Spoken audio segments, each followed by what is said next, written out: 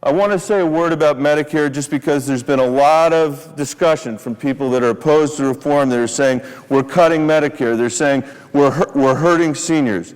But what they won't tell you is that the worst possible scenario is not taking action now on critical Medicare reforms.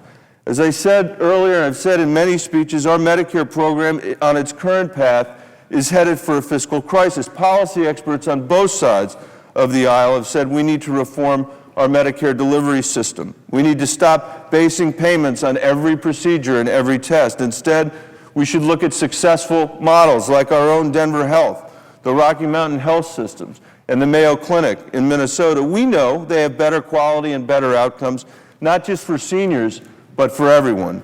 This bill builds on what works locally. That means protecting the guaranteed Medicare benefits for every senior and for years to come. It improves Medicare solvency. We make sure doctors will not see a 20% cut in their payments. It makes the entire Medicare system more affordable and will save taxpayer dollars. Critics say no to reform. They're content with a system that pays by the test after test, instead of outcomes and patient-centered care.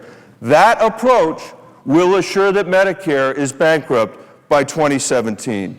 We need to do better than that for seniors. We need to protect Medicare. Included in this health care reform bill is a version of a bill I introduced based on great work being done in Colorado. It's called the Medicare Transition Act.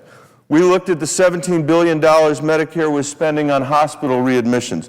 Currently, 1 out of every 5 patients leaves the hospital and returns within the same month. We looked at places in Denver and Grand Junction where the readmission rates are 2% compared to the national rate at 20%.